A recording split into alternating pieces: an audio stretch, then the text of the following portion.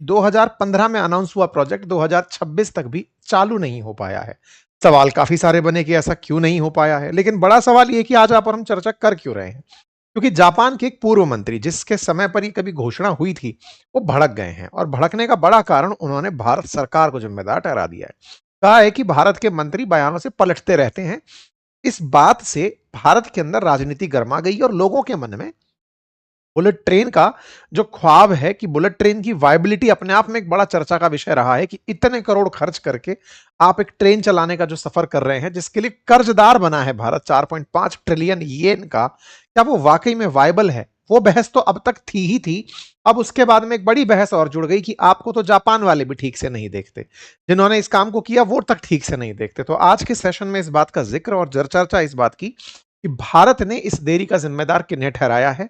क्या वाकई में भारत जापान के संबंध इस बुलेट ट्रेन की वजह से खराब हो रहे हैं? क्या वाकई में भारत के लिए यह बहुत गलत सौदा साबित हो गया, क्योंकि इस काम के लिए भारत ने जापान से कर्जा तो लिया, लेकिन खुशी इस बात की मनाई कि हम कर्ज तो ले रहे हैं लेकिन ब्याज बहुत कम लगेगा। लेकिन कर्ज कर्ज होता है, आपको चुकाना तो पड़ेगा, और चुकाना जब पड़ेगा तो क्या भारत इतना कमा पाएगा जितना चुकाने के लिए हमारे सामने स्थितियां बन रही हैं? इसी वजह से अपोजिशन सरकार पर लगातार सवाल दागकर सवाल कर रहा है। विदेश मंत्रालय की तरफ से सफाई आ गई है।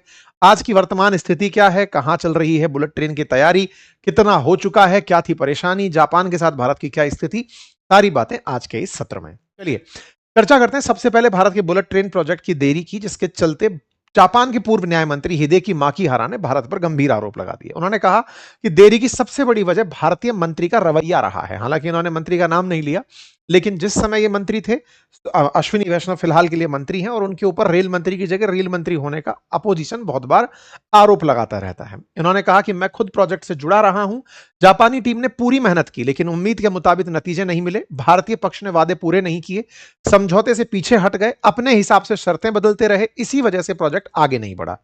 माकीहारा ने Mumbai Ahmedabad bullet train project को लेकर यह बात कहते हुए कहा कि प्रधानमंत्री नरेंद्र मोदी और जापान के पूर्व पीएम शिंजो आबे, जो अब जिंदा भी नहीं है, ने 14 सितंबर 2017 को इस प्रोजेक्ट का इनॉग्रेशन किया था। यह इनका ट्वीट है जिसकी वजह से जबरदस्त भारत की राजनीति में लगभग उबाल आया हुआ है। इनके इस बयान में एक बात और थी, और वो ये कि हाल ही में जापान की प्रधानमंत्री तकाइची भारत की यात्रा पर थी 1 से 3 जुलाई 2026 के बीच में, तब भी इस पर कोई भी असर नहीं हुआ। दोनों देशों के बीच 129 समझौतों का ऐलान तो हुआ, लेकिन उसमें बुलेट ट्रेन की प्रोग्रेस को लेकर कोई भी बात आगे नहीं बनी। और तो और बुलेट ट्रेन के सबसे अहम सेफ्टी सिस्टम, जिसे सिग्नलिंग सिस्टम कहते हैं, उसमें जापान को शामिल ही नहीं किया जा रहा है, और यह पूरी तरह से भारत जिम्मेदार है इस काम की देरी के लिए। यह बात जैसे ही बयान में आई तो तकाइची की यात्रा, जिस पर हमने 3 जुलाई को डिटेल चर्चा की थी, वो सुर्खियों में आई। हमने इसमें डिटेल में चर्चा की थी आप लोगों के साथ। जिस बारे में चर्चा है वो चर्चा धीरे धीरे हेडलाइन बनती चली गई, तमाम अखबारों में छपी। जापान के अंदर बुलेट ट्रेन को शिंकानशेन कहा जाता है। जापान अपने इस तकनीक को, जिसमें 350 किलोमीटर प्रति घंटे की रफ्तार से चलने वाली ट्रेन दुनिया में चले और जापान अपनी तकनीकी बेचे, जापान इस प्रोजेक्ट को दुनिया के कई देशों में भेजता है। इंडोनेशिया के बाद भारत दूसरा देश बना है, और भारत इस तरह से जापानी तकनीकी लेकर के इस काम को करने में कहीं ना कहीं एक तरह से फाइनेंशियल बर्डन में तो है ही। बर्डन में तब तक के लिए कहा जा रहा है जब तक हम इससे कुछ कमाना शुरू ना कर दें, क्योंकि 2016 से बात शुरू हो रखी है, 2027 आने को हो रहा है। ऐसे में अब तक ये नहीं चालू हुआ है, तो आपका 50 साल का लोन का 10 साल ऑलरेडी जा चुका है। प्रोग्रेस के नाम पर ट्रेन अब तक नहीं है। 2027 की शुरुआत में कमिट किया जा रहा है कि इसका एक हिस्सा चालू हो जाएगा, तो वायबिलिटी ऑफ जो प्रोजेक्ट है वो कैसे निकाली जाएगी, बड़ी चर्चा बनी हुई है। इनके इस ट्वीट के साथ साथ कई काउंटर ट्वीट थे, और इसके ऊपर फिर भारत के अंदर भी राजनीति, अपोजिशन की तरफ से भी कहा गया कि वाह मोदी जी वाह, भारतीय पक्ष की घोर लापरवाही है, ये अपने वादे नहीं निभाते, परियोजना के प्रभारी मंत्री खराब थे, प्रभारी मंत्री रेल मंत्री हैं। कितने शर्म की बात है कि इतना महत्वपूर्ण जो प्रोजेक्ट है इसके अंदर गैर जिम्मेदाराना हरकत दिखाएगी। यह है बुलेट ट्रेन के ऊपर आरोप प्रत्यारोप। अब थोड़ा सा इतिहास जान लीजिए। 2014 के अंदर प्रधानमंत्री मोदी और जापानी पीएम शिंजो आबे ने एक समझौते की नींव रखी, और तय हुआ कि भारत अब जापान की मदद से बुलेट ट्रेन चलाएगा। बुलेट ट्रेन के अंदर दोनों के बीच एग्रीमेंट 2015 की दिसंबर में साइन हुआ। शर्तें कुछ इस प्रकार से तय हुई कि जापान भारत को 79,000 करोड़ ऑफर कर रहा है, और इस 79,000 करोड़ के ऊपर 15 साल तक कोई ब्याज नहीं लिया जाएगा, और 15 साल के बाद 0.1% ब्याज लिया जाएगा। मतलब यह है कि जापान तकनीकी भी बेचेगा, तकनीकी बेचकर पैसे अपने देश भी वापस ले जाएगा, हमको जो लोन दे रहा है, वो जो लोन है उसमें 0.1% दिखाकर हमें तो खुशी मिली। वास्तविकता में जो खर्चा है वो असल में जापान के इंजीनियर्स यहां आएंगे, 1000 से अधिक इंजीनियर्स काम करेंगे। भारत जापान से ट्रेन के ट्रैक लेगा या फिर मशीन लेगा, ट्रेन लेगा, तमाम चीजें एक प्रकार से कोऑर्डिनेटेड एफर्ट्स बनाया, बिल्कुल वैसे ही जैसे चाइना के द्वारा पाकिस्तान में सीपैक का निर्माण किया गया। तो जापान ने भारत के अंदर इस काम को करने के लिए बोले, साहब मेक इन इंडिया के तहत हम इस काम को आपके साथ करवाना चाहते हैं। 508 किलोमीटर लंबा ट्रैक बनाने की बात हुई, जिसकी उस समय लागत 97,000 करोड़, 1 लाख करोड़ आसान भाषा में पकड़िए, इतनी तय हुई। जापान को तय करना था कि वो 79,000 करोड़ इसमें देगा, यानी प्रोजेक्ट लागत का 80%। अभी आगे बढ़े उससे पहले जान लो कि ऑलरेडी ये 2 लाख करोड़ का प्रोजेक्ट बन चुका है, यानी कि इस प्रोजेक्ट के देर होने से ऑलरेडी 2 लाख करोड़ का बजट तय हो चुका है, यानी कि ऑलरेडी डबल द प्राइस पर यह जा चुकी है। अब तक ट्रेन सामने नहीं आई है। ये कुछ एग्रीमेंट के अंदर शर्तें थी, दोनों के एमओयू थे, दोनों के बीच में साइनिंग सेरेमनी की तस्वीरें। इसी समय पर फिर मीडिया में खबर चलने लगी कि कहीं भारत इसकी वजह से कर्ज में तो नहीं चला जाएगा। इस तरह की बातें होने लगी कि भाई अल्टीमेटली 900 अरब 980 अरब रुपए का रेल प्रोजेक्ट लेने की क्या भारत की वाकई में जरूरत थी? इस तरह के सवाल उठने शुरू हुए। चर्चा हुई कि सब जापान तो आराम से वायबल तरीके से चला ही रहा है, जापान तो 1964 से यह काम कर रहा है, तो भारत को भी कर ही लेना चाहिए। ऐसा करते हुए 350 किलोमीटर प्रति घंटे की रफ्तार की ट्रेन को 12 स्टेशनों से होकर गुजारने की बात हुई। मुंबई से अहमदाबाद रूट तय हुआ। 505 किलोमीटर निर्माण की बात हुई।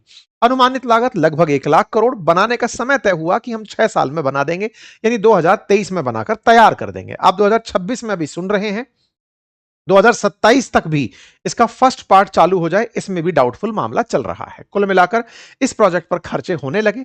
बकायदा एक national high speed rail corporation निर्मित किया गया, जिसका काम था कि इसके प्रॉपर तरीके से मैनेजमेंट करेगा। बकायदा इसके लिए एक एक्ट के तहत, कंपनी एक्ट के तहत इसके लिए एक कंपनी बनाई गई।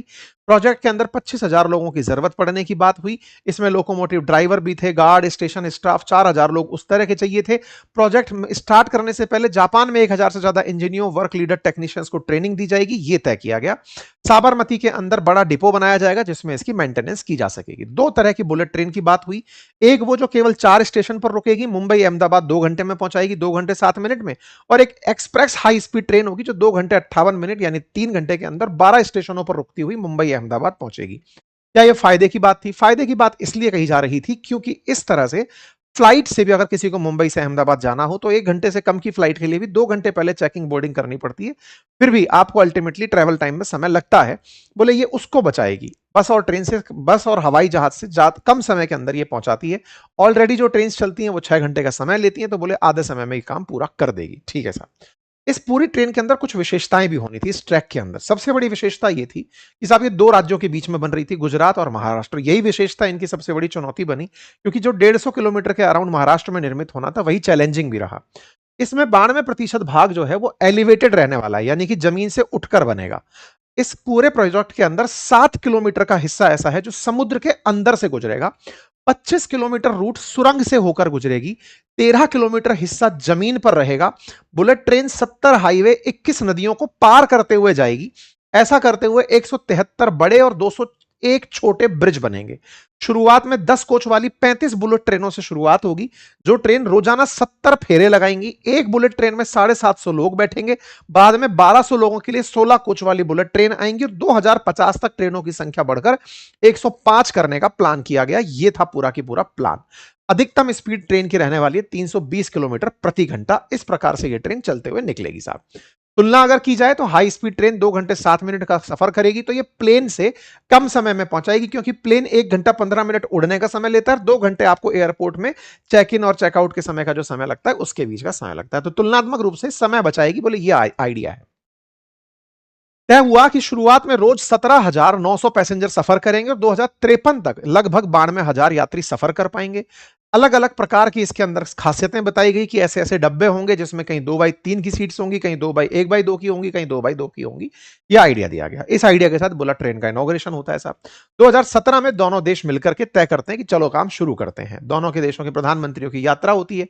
भारत के प्रधानमंत्री नरेंद्र मोदी शिंजो आबे से मुलाकात के लिए पहुंचते हैं। दोनों के बीच मुलाकात तय होती है, डिसाइड होता है, लेकिन फिर भी यह काम लेट हो जाता है। इसके पीछे के सबसे बड़े कारणों में पहला कारण निकल कर आया कि जिस समय प्रोजेक्ट अनाउंस हुआ तो जरूरत पड़ने लगी लैंड एक्विजिशन की, और इसके लिए फार्मर्स के प्रोटेस्ट शुरू हो गए, उन्होंने जमीन देने से इनकार कर दिया। ये महाराष्ट्र की खबर है और महाराष्ट्र के साथ साथ ये गुजरात की खबर है। दोनों जगह ही लैंड एक्विजिशन ने बहुत ज्यादा समय लगाया।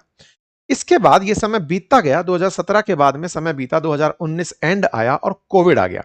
कोविड आने से काम रहा सहा और देरी हो गई, यानी 2023 का जो काम होना था वो और सरक गया। उसी समय लग गया कि कोविड के चलते काम आगे नहीं बढ़ेगा।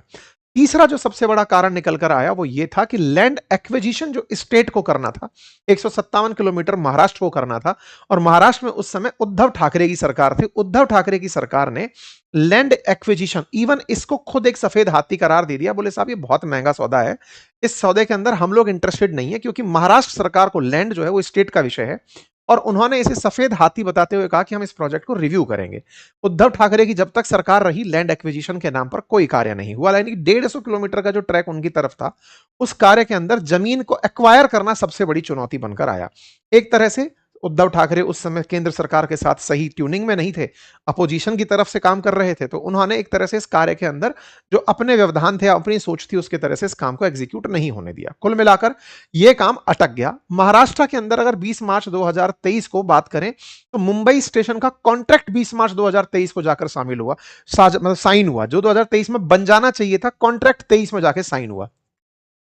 तमाम कार्य, मतलब 2023 तक महाराष्ट्र में केवल 13% काम हो पाया। अल्टीमेटली यह काम अटक गया। उद्धव ठाकरे की सरकार जो थी वो महाआघाड़ी विकास दल के नाम से 2019 में आई थी। 2022 में जाकर जब शिंदे की सरकार आई तो थोड़ा राजनीतिक उठापटक रहे। 2022 से 23 के बीच में जो कार्य हुआ वो आपके सामने अपडेटेड रहा। कुल मिलाकर तमाम प्रकार की चुनौतियों का सामना करते हुए प्रोजेक्ट लेट हो गया। फिर धीरे धीरे प्रोजेक्ट ने गति पकड़ी। 2023 से अश्विनी वैष्णव जी ने फिर अपनी तरफ से तस्वीरें डालना शुरू किया कि साहब देखिए कुछ इस प्रकार के काम चल रहे हैं।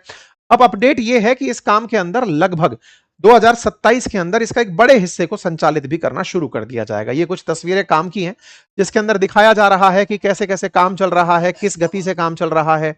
जापान की तरफ से ट्रेन हमको दी जाएंगी, इसका अपडेट है। कुछ विजुअल्स हैं जिसके माध्यम से आप ट्रैक को नोटिस कर सकते हैं। अश्विनी वैष्णव जी हर दिन अब अपडेट दे रहे हैं कि साहब देखिए बांद्रा कुर्ला कॉम्प्लेक्स काम का अंडरग्राउंड काम चल रहा है, उसकी तस्वीरें हैं।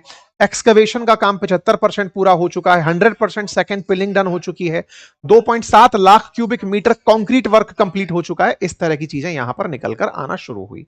प्राइम मिनिस्टर नरेंद्र मोदी शेंडाई पहुंचते हैं और वहां जाकर के फिर शिंजो आबे से, जिस समय जब गए थे शिंगेरू शिवा से इनकी मुलाकात होती है, शिंजो आबे तब नहीं थे, अगस्त 30 2025 की बात है। तो प्रधानमंत्री वहां पहुंचते हैं, आप भी बुलेट ट्रेन देखते हैं, वहां पर प्रोग्रेस देखते हैं।